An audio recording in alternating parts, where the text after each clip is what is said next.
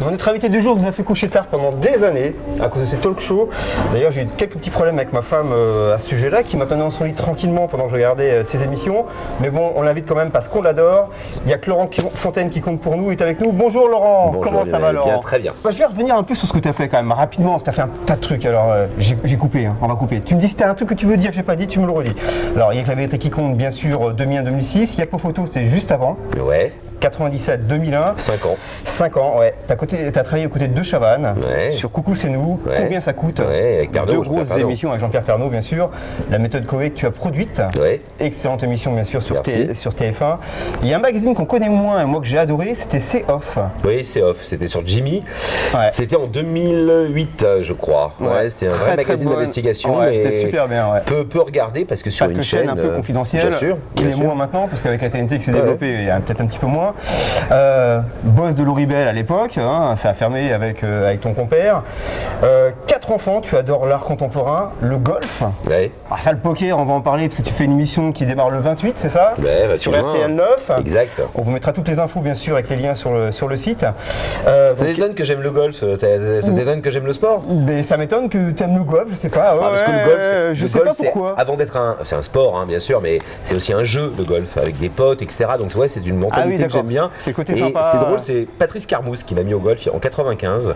Justement quand on bossait avec le Chavannes, il est extraordinaire au golf. C'est un très bon joueur au golf. Très bon joueur. Je me moquais un peu parce que c'est Patrice Carmousse, très bon handicap, il joue très bien. Et c'est lui qui m'a initié au golf. D'accord, ok. Là, avec le JT du poker sur RTL 9, est-ce que tu es drivé ou est-ce que c'est ta boîte de prod à toi qui produit? C'est ma boîte de prod qui produit, Bimedia. On a signé une hebdo sur RTL 9, donc on est très content. Non, c'est moi. Voilà, après c'est un JT, c'est un secteur que je connais parfaitement, le poker. Je connais tous les intervenants du poker que je reçois, les chroniqueurs qui sont dedans. Il y a une passion depuis une dizaine d'années, donc j'ai pas de soucis par rapport à ça. Et puis honnêtement, mon boulot, il est juste de présenter les gens, de lancer des sujets. Comme dans un JT, je fais le Laurence Ferrari ou le Delahousse. C'est peut-être plus. C'est peut-être mieux pour l'instant. Je vais me grader, donc c'est plus. Voilà, donc c'est du lancement. C'est pas un vrai gros boulot d'animation, c'est un boulot de journaliste avant tout. Est-ce que c'est Patrick Bruel qui a un peu démocratisé, mis en avant le poker, selon toi, ou pas? Non seulement selon moi, mais selon tous les gens qui connaissent bien le poker et les joueurs notamment. D'abord, Patrick Bruel, que je connais pas, que j'ai jamais rencontré, si 2 fois je vais serrer la main, est un très grand joueur et un très bon joueur. Tout à fait, ouais. Et troisièmement, grâce à sa notoriété, mais pas que, grâce également à sa capacité, notamment sur Canal, à expliquer le poker, ça, c'est important, à le populariser, il a évidemment eu un rôle extrêmement important dans le poker en France. Important, capital. Okay. J'aime bien la citation de Bruno Solo que j'ai trouvée à propos du poker. Je vais te la lire. Il n'y a rien de plus excitant et de plus fiévreux que le poker. C'est l'illusion du hasard et du pouvoir en même temps. On construit sa fortune avec des buildings de jetons. C'est une illusion du pouvoir, mais pas du capitalisme débridé. Oui, c'est intéressant parce que ce qui est assez marrant, c'est que Patrick Partouche, qui est un grand casinotier que tout le monde connaît, le groupe Partouche, Patrick Partouche, qui est un personnage haut en couleur, vient de sortir un bouquin qui s'appelle La Banque à sauter, où il fait une sorte de précis d'économie politique, où il estime il te montre une partie où jouerait avec des jetons, le Premier ministre grec, le Premier ministre espagnol, la chancelière allemande, et en fait il fait une sorte d'analogie assez intéressante sur la dette qui s'accumule, les jetons qui sont du virtuel, mais qui correspondent à de l'argent au final. Tout à fait, mais voilà. Donc tout ça c'est intéressant. Bien sûr que l'intérêt du poker, c'est que c'est une magnifique métaphore de plein de choses, et notamment le hold'em, no limit, où tu peux tout perdre, tout ton tapis sur un seul coup. C'est tout simplement une très belle métaphore de la vie. T'es flambeur en poker ou pas? Non, pas du tout. Pas du tout. Alors je suis pas du tout flambeur. D'abord, je joue pas de grosses sommes. Ça aussi, c'est un fantasme terrible. Ouais, non, ça c'est un fantasme. Faut pas exagérer. Aux grandes parties. Bien sûr. Dans les années 80, Yves Montand qui jouait à Saint-Trope ou à Saint-Paul-de-Vence avec des parties à 100 000 ou 200 000 euros. Honnêtement, le poker, moi je le pratique le dimanche après-midi avec des potes. On doit jouer 50 € la cave. Autant dire qu'on se ruine pas, quoi. Si j'ai perdu 150 € à la fin de la soirée, c'est le but du monde. Et voilà. Non, là encore, tout ça, c'est un peu des idées reçues sur le poker, des grosses parties. Alors parce qu'on pense à Vegas, je pense. Bien sûr, c'est associé à Vegas, il y a des gens qui jouent à des tables à 3 ou 4 millions de dollars la soirée. ils sont 15, ils sont 10. Voilà. Bien sûr. Tu peux nous expliquer un peu comment ça s'articule l'émission en fait?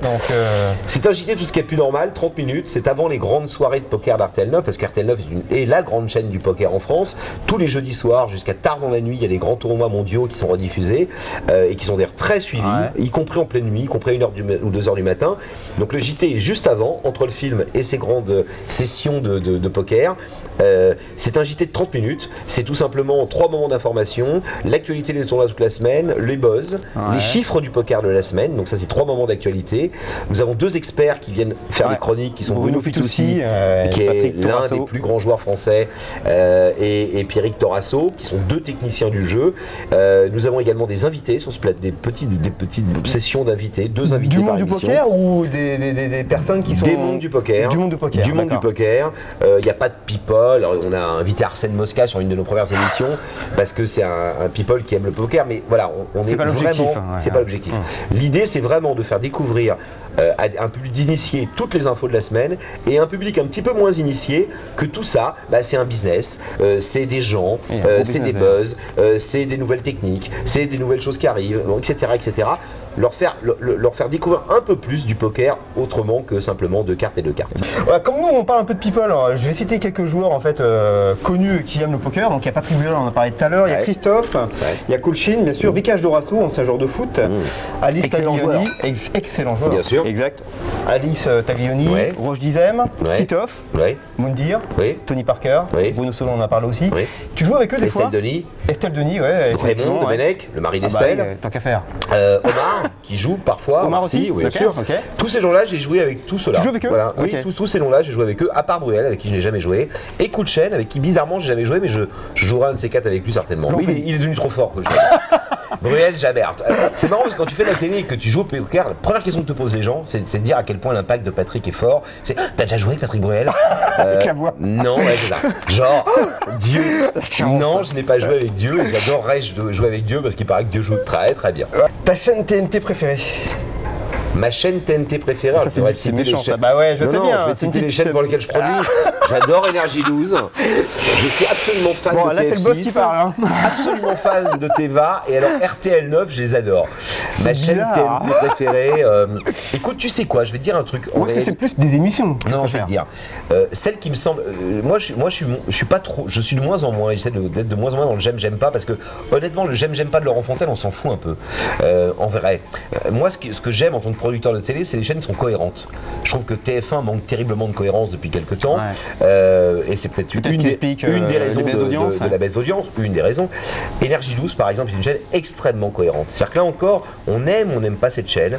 On aime ce type de programme, ce type de truc un peu comme ça où on déconne tout le temps, beaucoup de gens de la télé-réalité, mais il y a une espèce de cohérence éditoriale et artistique sur cette chaîne. Il n'y a pas de programme où on se dit c'est pas à la place de ce programme ici. Qui est extrêmement forte et bravo à Gérald Brisviret et à Stéphane Joffre, les patrons de cette chaîne et leurs équipes. Mais voilà, il y a une vraie cohérence. Est-ce que tu as envie, ou ça t'est un peu passé, de revenir sur une chaîne avec plus de visibilité ou pas? Mais tu sais, c'est assez bizarre parce que l'aventure de Pascal Bataille et moi, ça c'est la question que tu pourrais poser à un De Chavannes ou à un Coé, parce que c'est des gens qui ont toujours voulu être animateurs de télé et qui ont ça dans leur gène. C'est des purs animateurs ces gens-là, tu vois. Moi j'ai bossé avec Christophe. Voilà, après on pense ce qu'on veut de ce garçon et de ses comportements ou de ses débordements parfois, ou de sa personnalité. Sauf que quand tu vois ce garçon bosser, notamment en direct, voilà, tu fais juste respect parce que j'ai non pas découvert Coé, mais j'ai rencontré Coé et j'ai trouvé que ce mec avait du talent. Je l'ai proposé à TF1, quand tu vois travailler Coé, tu comprends que ce mec est un pur animateur. Moi, c'est pas le cas. Nous, on est des producteurs. Moi, j'ai eu une vie avant, Pascal aussi, etc. Donc, ce côté, vous aimeriez pas revenir à la télé ou sur une grande chaîne, on l'a moins que d'autres. Enfin, ça peut paraître c'est moins nécessaire pour toi. D'ailleurs, il n'y a pas, et là je le dis de manière face cam, il n'y a pas un directeur de chaîne ou un patron de chaîne ou un directeur des programmes qui peut te dire Laurent Fontaine est venu me voir pour me proposer une émission dans laquelle il est pour essayer, il est venu frapper à notre porte. La télé, c'est un truc une équation assez bizarre entre le public et des gens qui incarnent l'image, des animateurs ou des animatrices, mais il y a un médiateur entre le public et nous, c'est les directeurs de chaîne. Alors, que possède Pascal Bataille que vous n'avez pas ? Je t'embrasse Pascal. Un énorme sexe. Tout le monde a un physique qui pourrait correspondre à un autre métier. Quel pourrait être le vôtre? Joueur de poker professionnel. Je trouve que j'ai une bonne tête de joueur de poker professionnel. Ils sont tous un peu comme ça, parasés un peu. Moment faux cul. Saluez, dites bonjour à un animateur ou journaliste que vous détestez. Bonjour Mireille Dumas. Ça va? Faut que j'explique ou pas? Non? Parce que non, c'est pas le moment faux cul, c'est la personne à qui je m'adresse qui est pour moi faux cul. C'est quelqu'un qui a fait la télé trash toute sa vie et qui a passé son temps à nous casser du sucre sur le doigt parce qu'elle et moi, sans nous connaître, sans nous avoir jamais rencontrés, sur le thème de oh, c'est mal de faire parler les gens de leur vie privée à la télé, alors qu'elle fait juste que ça depuis des années. En plus, il paraît qu'elle est pas sympa avec ses équipes, donc je déteste les gens qui sont pas sympas avec leurs équipes. Koé vient manger chez vous ce soir. Waouh, je prépare un gros dîner. Que lui préparez-vous à dîner? L'intérêt de Koé, c'est qu'il peut tout bouffer. Il peut bouffer de la choucroute, il peut bouffer des pâtes, il peut bouffer de la purée de piment. C'est une sorte de jacasse gourmand, voilà. Donc je sais pas ce que je lui préparerai, plein de trucs à bouffer. Je lui ferai un gros repas à Sébastien. La phrase à ne jamais dire lors d'un repas de travail. Une phrase à ne jamais dire lors d'un repas de travail. Pourquoi un repas de travail? Je sais pas. Qui va payer l'addition? Parce que dans mon métier, les gens sont assez, comment dire, pinces. Je ne vais pas citer de nom, mais voilà. Je pense à quelques personnes dans ma tête et des gens qui gagnent pas mal leur vie, hein, dont j'ai jamais vu la couleur de leur carte de crédit. Voilà. La mienne, en revanche, ils la connaissent bien. Retrouvez-moi dans le JT du poker tous les jeudis soirs à partir de 11h30, minuit, sur RTL 9. Si vous êtes passionné par le poker, cette émission est pour vous. Si vous commencez à découvrir le poker, elle est d'autant plus pour vous.